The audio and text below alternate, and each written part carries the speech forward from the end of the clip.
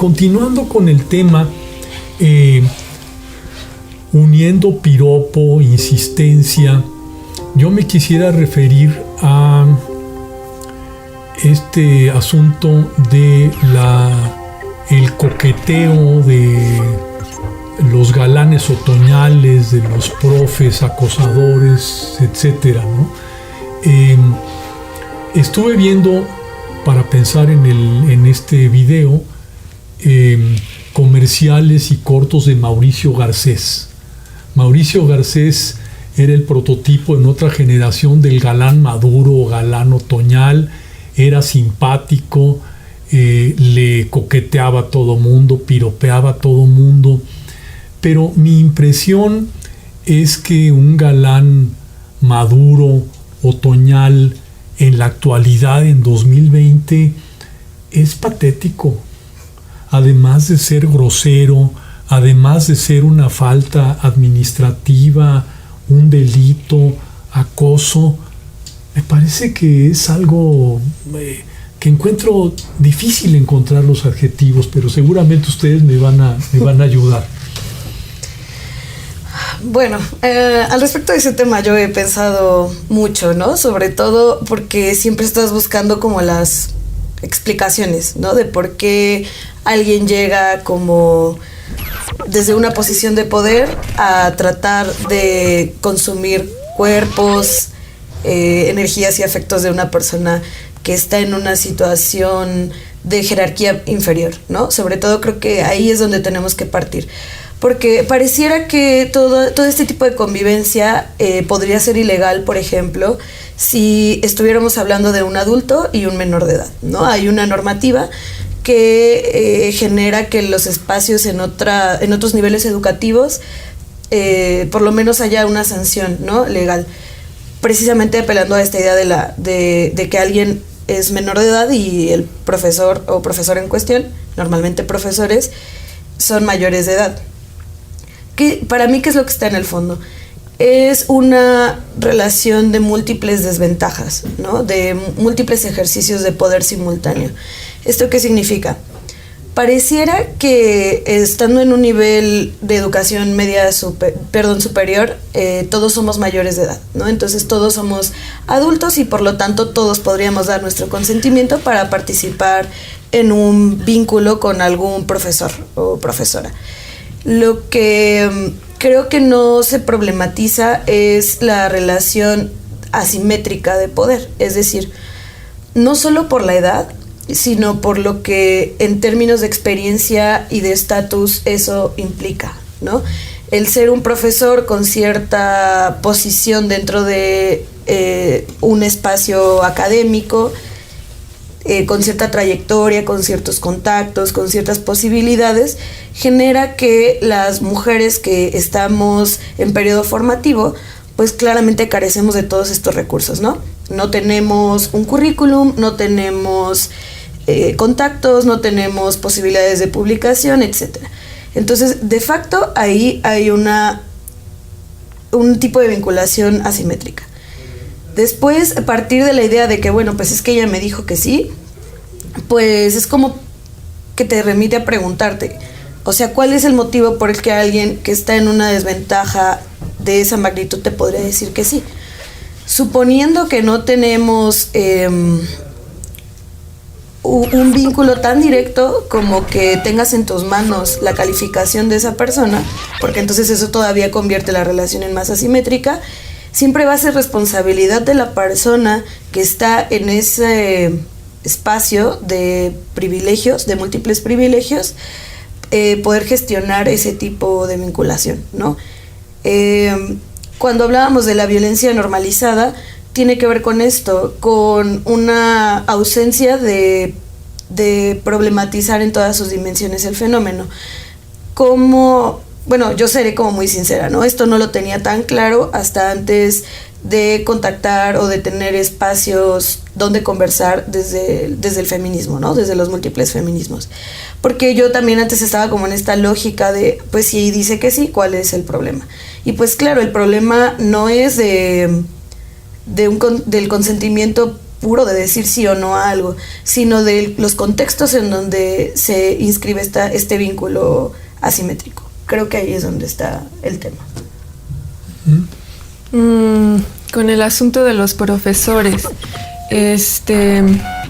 no sé, creo que sí hay una serie de características en donde pues una como alumna tiene una serie de desventajas, como dice Carolina, pero también creo que es un abuso de poder, o sea, lo que está implícito ahí, donde está también, pues digamos que a flor de piel en los hombres, el creer que por ser nuestros maestros, o a lo mejor porque nosotras lo admiramos por la corriente teórica que maneja, o no sé, estamos en sus clases y seguimos sus clases porque su pensamiento es maravilloso para nosotras en algún momento, hablando teóricamente, eso se malinterpreta ya después como si en algunos casos, claro, no en todos, se malinterpreta como si una quisiera otra cosa con ellos, ¿no? Y entonces me parece que cuando otra vez en el asunto del acoso, se te vuelve a insistir, o sea, se te dice, es decir, te llegan, no sé si se puede decir eso. Sí. Ajá, como en la onda te invitan, de te ligarte, insinúan, tratan de ligar, pues sí. Sí, cuando tratan de ligarte, y tú dices que no en un primer momento y no vuelve a ocurrir, o sea, el profesor no vuelve a incidir en insistirte, pues bien, el asunto se termina ahí, ¿no? O sea, no hay mayor problema. Pero lo que vivimos es que no es así, o sea, que sigue otra vez esta onda de decir, que nosotras decimos que no y que se entiende como, quién sabe qué pasa ahí en las mentes, que se entiende otra cosa, ¿no? Y entonces vuelven a insistir y vuelven a insistir de tal forma que ha llegado este tipo de casos a un hostigamiento, un acoso insistente, pero también a perjudicarnos académicamente como mujeres, ¿no?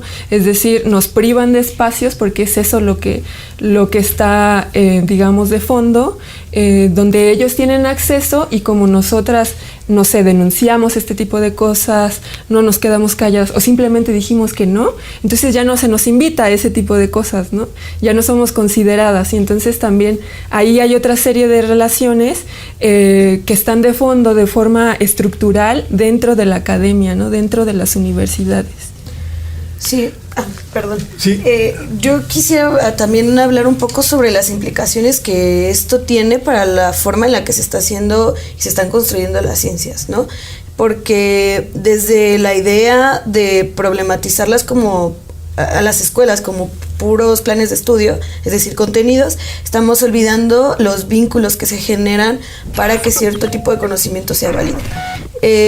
¿Cómo hilar esta idea?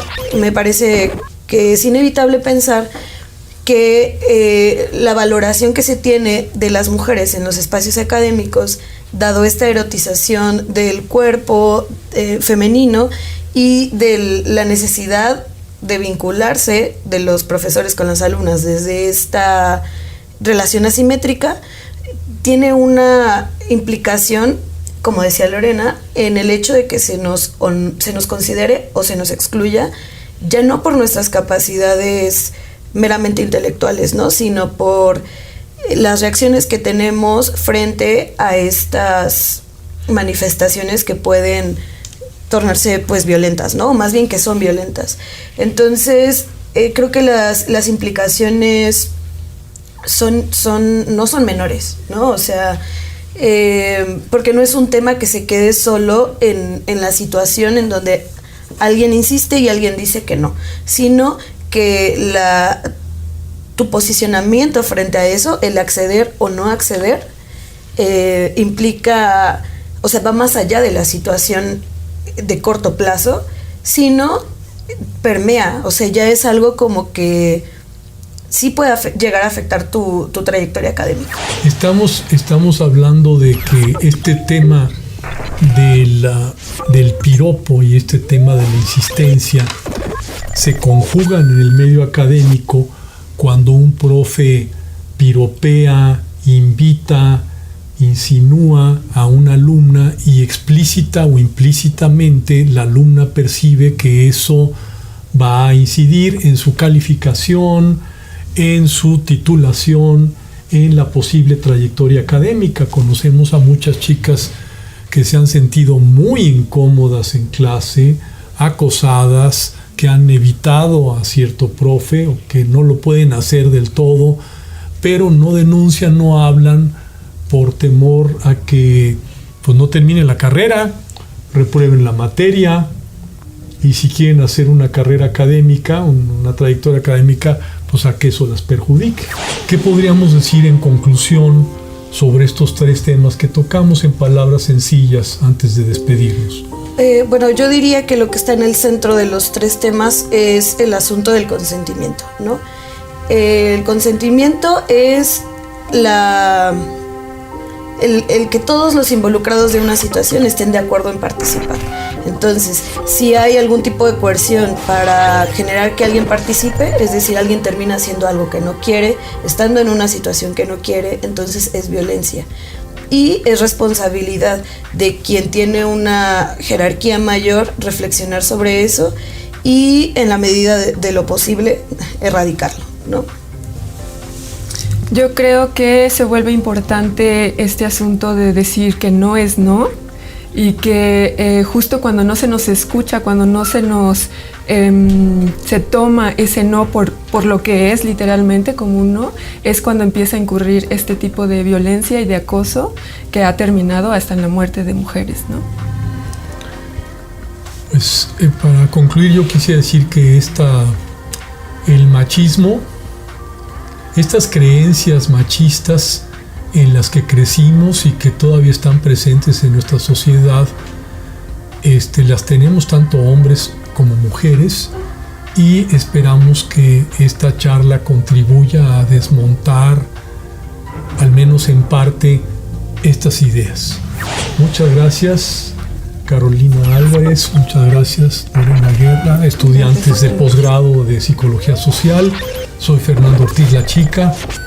Gracias por su atención.